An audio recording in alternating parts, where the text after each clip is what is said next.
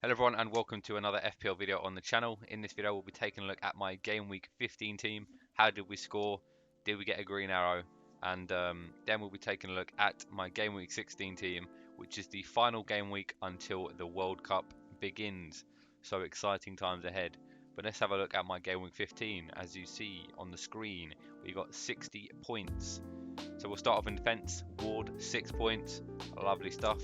Ended up choosing the right goalkeeper as Gaeta, got 2 points, so fantastic from Ward. No bonus, but clean sheet is good enough. Then we had a bit of a mare in defence with Cancelo. I nearly captained him, or I was tempted to at least, and he ended up getting a red card, -2 pointer. Absolute stink job, which is very unfortunate because if he stayed on the pitch, they probably do keep a clean sheet as they dominated the game even with 10 men. So then we have GW16, 0 points, and he now is suspended for the next game. United had an absolute stinker. They look fatigued, they look crap, and they got battered. Villa dominated that game and deserved to win. Moving on to Trippier, one of my favourite players this year in FPL, if not the standout. 12 points from him, clean sheet, assist, bonus. What a legend Kieran Trippier is turning out to be. Continues to absolutely dominate. Newcastle look very solid. They did concede, but he did come off earlier, which is why he got the clean sheet. So, you know, that's why if you're confused that he got the points.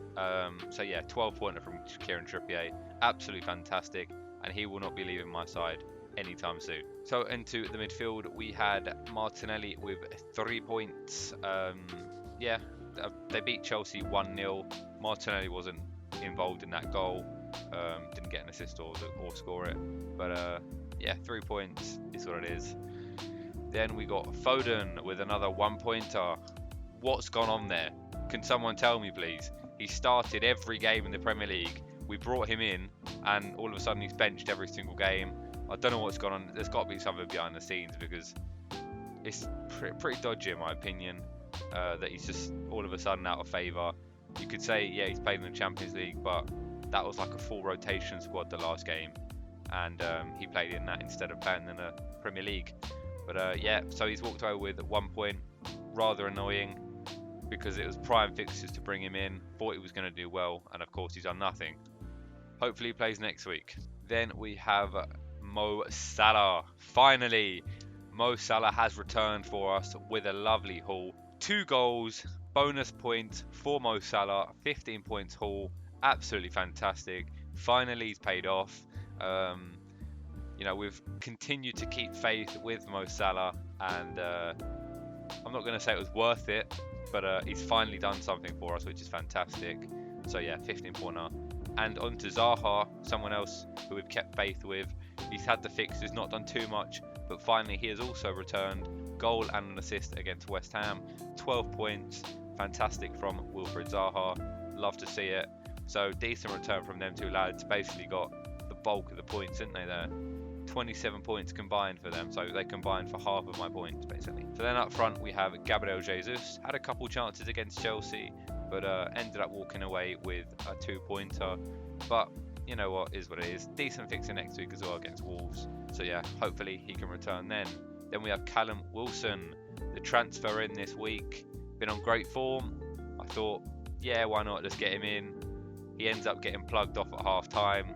Really annoying, but yeah, you know what, we'll take it and we'll move on. You know, they did beast in that game, Newcastle. They score goals at the minute. They're scoring a lot of goals. They scored a load of goals in this match. Shane Wilson wasn't a part of that, but what can you do? And then we have Erling Haaland, who was also benched. Of course, there was the issues with his foot. He was benched again due to that. However, he did come on and he scored in the 95th minute with a penalty. Should have been saved, but nonetheless, it's FPL points. And he got 1 bonus point as well. On the bench, we have Tarkowski, who got 1 point. It says 6 there. He didn't get 6. He got 1. They did concede 2 goals to Leicester, one of them being a worldie from Tielemans. Andreas actually scored against Manchester City. He continues to get returns whilst being on the bench, which is unfortunate, but it is what it is. And then Johnny, again, didn't start. He came on for 45 minutes, but they conceded a few goals, so he ended up walking away with 0 points. So overall, we ended up with 60 points and a small green arrow up to 516,000, which is not bad at all. You know, it's like a 40k green arrow, so we'll take that. So hopefully the final game week before the World Cup, we can end with a final green arrow and end on a good run. So let's take a look now at my game week 16 team and how we're going to line up. So starting off in defence, we have Gaeta back in net, playing Nottingham Forest away from home. Of course, it's not ideal to play away from home. I mean, to be honest, Palace are probably going to concede. I'm not going to lie to you guys. I don't think they're going to keep a clean sheet, but this fixture is better than the one that Leicester have. In defence, we have Trippier, who plays at Chelsea at home. Chelsea looking a bit ropey at the moment. They're not looking great. They are missing a few players through injury. They don't seem to have a pungent goal-scoring threat, if that's the right word. Yeah, I mean, Aubameyang's not looking great. Sterling, Havertz, I mean, all these players are just not goal scorers, you know. And Newcastle defensively have been very solid. I think this will be a good test for Chelsea. And Newcastle at home, I think they're going to do the job. I think they're going to beat Chelsea. I like my chances here for another clean sheet from Trippier and another attack in return. So then we have Cancelo against Brentford. Now, I know he did get the red card, but he's going to do his suspension in midweek in the cup game. Because it was a last man foul, that means he's only suspended for one match, regardless of it being a straight red, which means he'll be back for the Premier League game against Brentford. So hopefully he'll start that game, because I think there's a good chance that that's going to be a clean sheet. So then we've got Tarkowski, who plays at Bournemouth away from home. Not an ideal fixture. I think Bournemouth score a decent amount of goals, to be honest, and I do think they're going to score against Everton. They're going to want the win, and yeah, I don't know if Everton will be able to keep them out. But I can't play Dalot because he's suspended, and Johnny, well, he barely plays any games. So potentially I could make a transfer here. I've got one free transfer to work with. Tarkowski could come out. So on to midfield, we have Martinelli, who plays Wolves away from home. Good fixture. I think Wolves suck. However, they do have a new manager coming in, Julian Lopetegui. I think that's how you pronounce it. You know, he's proven in Spain. They could get a straight manager boost like Aston Villa did. It could happen. But I think Arsenal will be too strong for them. Hopefully Martinelli can be involved. I don't see there being a lot of goals in this game. I think they're going to be tight. I think this could be like a low scoring affair, maybe like a 2-0 to Arsenal, something like that. Then we have Foden against Brentford. Now this is lining up to be the worst transfer of the year. Hopefully he starts against Brentford. If he doesn't, we're completely in the mud. Yeah, I can't not start him against Brentford at home. I mean, Brentford, they leak goals. They're not the best defensively. Man City, of course, best attacking side in the league. I've got to start him and hope that he plays. But they are the early kickoff, so if there is news that he's not starting again, I may transfer him out before the deadline. But that won't be on a video here. This will be on, I'll probably update it maybe on Twitter if I do make the move. So then we have Salah at home to Southampton. Now this is an excellent fixture for Liverpool. They are stronger at home as well. They just beat Tottenham 2-1. Salah scored 2. So maybe Salah's back on form. This will be a good boost to the confidence. And, you know, he's going to want to put some goals away before the World Cup, where of course he won't be there. Southampton have looked very poor recently. Of course, they did concede 4 to Newcastle. And I believe I've seen that they have sacked Ralph Hasenhüttl, which, you know, I suppose you could say it was coming. But I do quite like Hasenhüttl. I think he's a decent manager. But he wasn't getting the results, and it is a results business, isn't it? But yeah, Southampton are very poor. This could be an ideal game for Liverpool to go and score a few goals. Potentially they'll do that. So this is an ideal opportunity for maybe Salah to be captain. But with Haaland now back in the mix, how can you not captain him against Brentford at home? Then we have Zaha against Nottingham Forest away from home. Of course, done well against West Ham away from home. Nottingham Forest, not as good as West Ham. I think Zaha could do well against Nottingham Forest. He played up front, I believe, against West Ham, which was good to see. And if he does that again in this game, he could get more returns. I think when he's up front, he's more deadly. Of course, he's still good off the left, and that's his usual position. But when he's more involved in that attack, they rely on him more. You know, I think he can do well.